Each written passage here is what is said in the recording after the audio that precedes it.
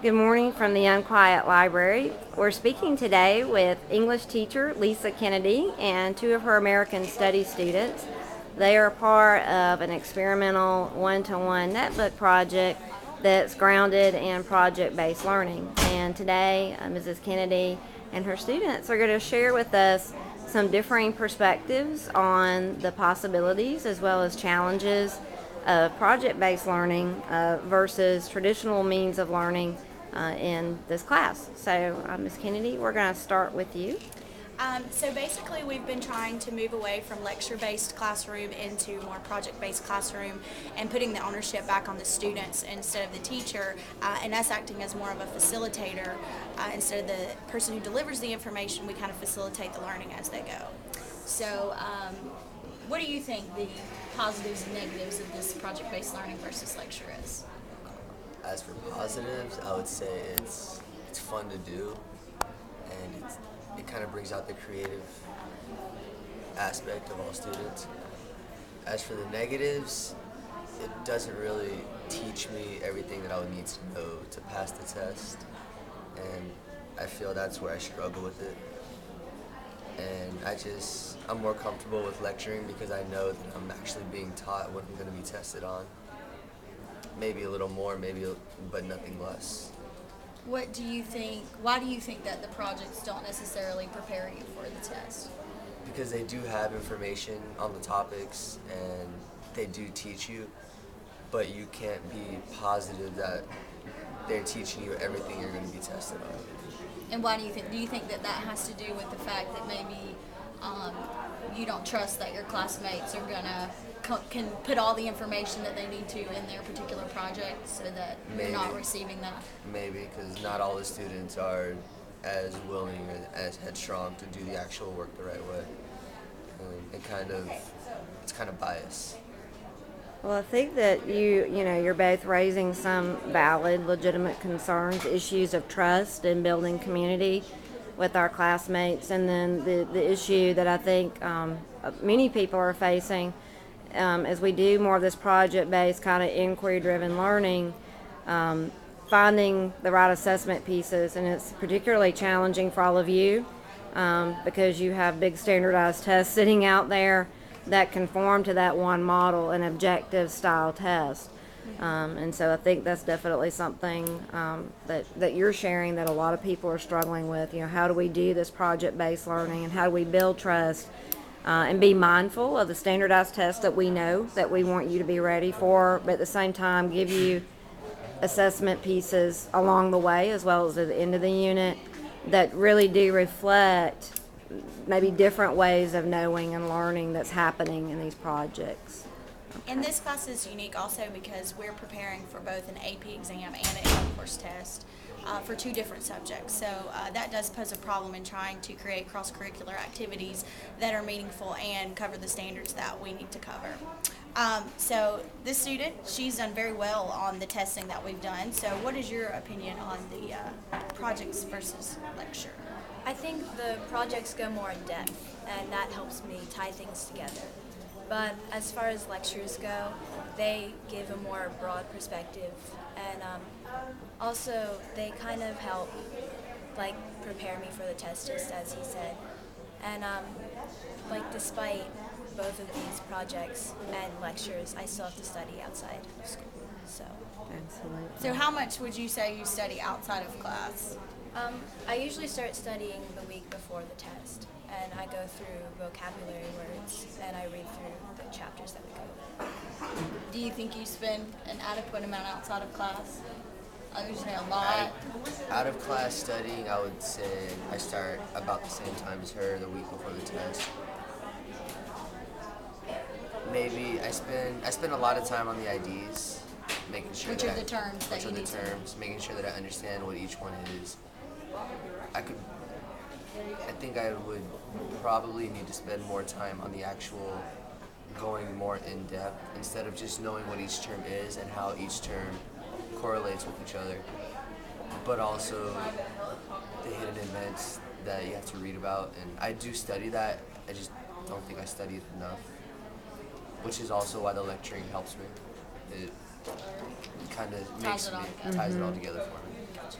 I'm just kind of curious, I know like you all just did the voice thread projects and they were presented and shared in class, and I believe they're posted on the class wiki. Yes. Have either of you had an opportunity or taken time to go back and maybe re-listen or rewatch any of those voice threads as part of that kind of preparation study process, or are you going back more to like notes and books and that kind of thing? I'm just curious. For me.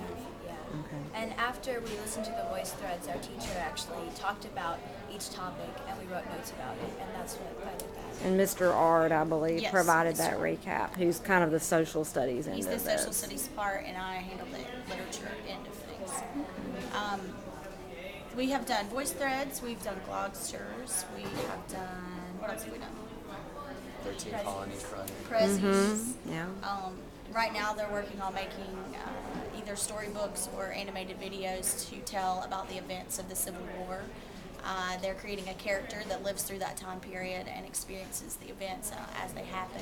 What do you guys think about that project right now? How's that going? It's going well. So far it is. It's For most projects, the students cover one aspect in each group, and then it comes together as a whole group. And this is the first project we've done where each group is covering the vast majority of the information. So they should get more of an overall view of the events instead of just one part. So we're hoping that helps a little bit with the preparation. that probably also played a big part in the fact that each group became experts on one topic, and everyone else they're all experts on their own topic, but based on how other people take in what they take in from it, they know more about one thing and not enough about the other. And that's definitely something to consider. I know some other things y'all have done. Y'all have done the Fishbowl Discussions. Yeah, that was a pretty regular part, I think, in the Romanticism unit. Is that correct? What were your thoughts on the Fishbowl activities? On the discussions that you had to lead and participate in, what did you think about that? That was a little better because we all went through it. We all discussed with each other. We all discussed the same questions. It was nice to hear what other people had to say about each topic. We're hearing that from our sophomores too. That they like the idea that they were leading the discussion, not the teacher. Well, I know one other thing that you all are doing, you're using a lot of digital media, obviously, to express what you know, and that you're, sharing that and kind of becoming network or community of learners, and it's a process. I think the trust issue is definitely part of that. But one other thing that you all are doing that's maybe a little bit different from some of your other class experiences is, I know we've been working with Miss Kennedy to try to help you guys move toward developing your own types of research questions, or if the questions are already out there, they're more the higher level questions like the how and the why versus, the kind of minutia, the little, kind of memorization detail. And you mentioned the 13, we did the 13 Colonies project in our Revolutionary period. We did a digital research paper Yeah. with multimedia Yeah, pieces. we for had all those Revolutionary. multi-genre elements, which I thought was very cool. And I know with that project, we were very intentional in giving you kind of deeper questions. What has that experience been like for you? Maybe trying to either develop your own research questions, or if they're already out there for you, the ones that are higher level thinking versus just kind of the basic memorization. What are your thoughts? That does help on the test. I think it's a little easier with lit topics than with history topics, but it does help a lot. Yeah, I would have to agree with that. It makes you go into depth when you already have the questions out there that ask what and that ask why and how. It makes it so you're kind of forced to go into depth about it. But with history, it doesn't really work as well. It's a little bit more challenging. Do you think that's because on the test, that's not how you're tested? You're tested more on the basic information instead of more in-depth information? So you tend to focus more on the basic, or that seems more important, I guess, because that's what you're tested on. Yeah, it could be. I would say that would play a role. Yeah. Okay. Well, I have two more questions, and if there's anything that you all want to add or throw out there to help us think all of this through, then certainly jump in. My first question, kind of going back to this inquiry kind of line, do you think that it makes you more interested in learning or more engaged or kind of thinking more deeply or more actively with if you have that more kind of inquiry, deeper question focus? Or Yeah. Yeah. Yeah, definitely. do you think, obviously this is English and social studies, how do you think that might work? Maybe let's say if this was the approach maybe in math or science. Do you think that that might be interesting to try at some point? Maybe those deeper questions in other subject areas? Well, social studies and English go really well together, just like math and science do. I think that these two topics are more of a creative kind of learning. Those and- topics are more of formula, hand-based. They're, You do math and science. there's a one way Yeah. to do it. You have to just develop a technique to do it. As with literature and social studies, you can learn the same material, but there's multiple ways you can learn it. In math and science, you have a set formula, and that's all you have to learn. I Whether or think not it would be interesting to try. Yeah, just to see what you could do with it. Okay, yeah. Or more, what about like more real world applications of math and science? Like you learn the formula, but then maybe you learn something you could do with it in the real world. Yeah, that would work well. Okay, that's definitely something to consider. My final question, then again, if there's something y'all want to throw out there or just any final reflections, we'll do that. Thinking, kind of going back to these assessment pieces kind of along the way as well as at the end, and of course at the end is the big test. As students, if you could be in charge of the assessment, or if you all were given the opportunity to take a more active role in that, which sometimes is kind of challenging, a little scary, because there is this tension between wanting to give you more ownership versus wanting you to be prepared for the big standardized test. Do you have any thoughts just right now, like what might those kind of assessments or evaluations look like? Or, if you were If you were the gonna, teacher. yeah, What how would you you? do on in this unit, on the Civil War, if you were the teacher? I think I would split up the days with lecture and project, not all just one project and just one lecture, because they tie in together and it helps bring all the information together. So what if you did a project where you found out about the information, you researched it yourself, put it all together in a product, and then it was recapped for you maybe through lecture? Do you think that would be beneficial, or would you rather hear the lecture first and then do it? I would rather hear the lecture first. Yeah, so you know what exactly you need to put in your project. So maybe building some background knowledge first and Yeah. then building on that. Because you can talk about A and B, and then you lecture about it, and you learn C, and you had no idea about issues. And the project just ties things together. It helps everything flow. Okay. I think that you walk a very fine line in, do you give them the information and then ask them to do something with it, or is the more important skill them finding the information and knowing how to find it for themselves and then being able to do something with it, and then you coming back and tying up loose ends? So it's just a fine line to decide what's more important in your particular classroom. And I think, as I'm listening to all of you this morning, I'm thinking a lot about Dr. Barbara Stripling's model of inquiry, and I actually was something I just put in y'all's mailbox last night. But in this model of questioning and learning, there are these, it's almost kind of like a flowy, recursive process, but there are different kind of aspects or elements of inquiry and learning, thinking about, how do we make connections and build that prior knowledge, and then how do we move to the wondering kind of phase where we're, brainstorming questions to research and investigate, and then starting to actually construct knowledge to build learning products, and then, the reflection piece, which you guys, I think, have been doing actually ongoing, through the process, which is awesome.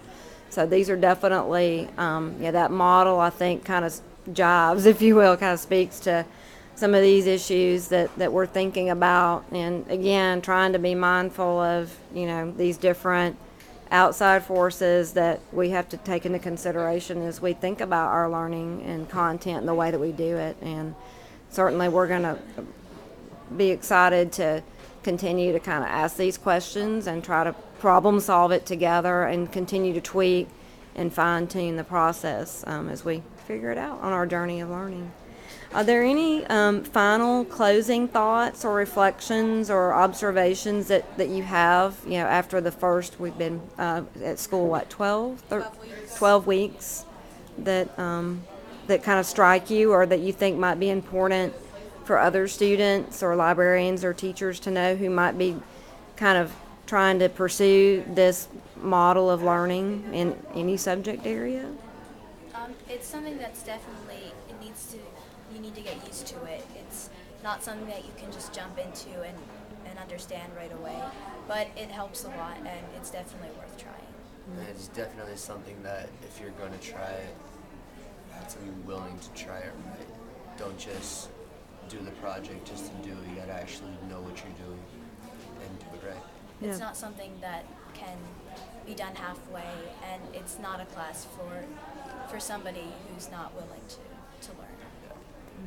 And just thinking about, your prior school experiences, elementary and middle, and even the first 2 years of high school, have you been in a learning environment like this before, or is this pretty different from what you've had? It's different for me. It's pretty new. Yeah. And I think that speaks to what you said. It takes, having that support and help to adjust to it, and that it is kind of difficult to jump into feet first for all of us, as students as well as, teachers and facilitators, and again, kind of, implementing, these ways of thinking and learning and building knowledge together as a class, and then, but still meeting your individual needs as a learner. I think anytime you have a shift in the way that you do things, it's based on trial and error. You have to find out what works for you, what works for your students, and go from there. And so it's good to hear this feedback and find out what they think and try to come up with a plan that we both feel comfortable with and that they can still learn and we still feel like, they're doing the question asking, they're doing the research. They're not just being spoon-fed information, because we're trying to give them tools that will serve them well in college and life after that, and being able to do those things are important. So I think it's hard to find that balance, but that's the key to having a successful classroom, is finding that place where they feel comfortable and you feel comfortable as well. Absolutely. And I think that, you've hit an important point that I think we all feel pressure to get everything right, and that, there's not room for failure, but I think we have to embrace failure and maybe not see that as a negative, but maybe as an essential part of learning and growing, that, you're going to have to make mistakes, or you just have to jump in and try it and then figure out what worked really well or what didn't, as you kind of go down this path of learning. I definitely think that you're spot on with that observation. Well, I want to thank you all for your honest, constructive reflections, and as Ms. Kennedy said, I think it gives us all something to think about. As it's a shift, and we're going to try to continue to work together and see, where we go with this, and continue to reflect and grow. So you've been also very helpful. Are there any closing thoughts or final words? No, I think Okay. we've said it all. Okay. Well, thank you so much, and I'm looking forward to touching base with you again in a few weeks. Thanks. Thanks.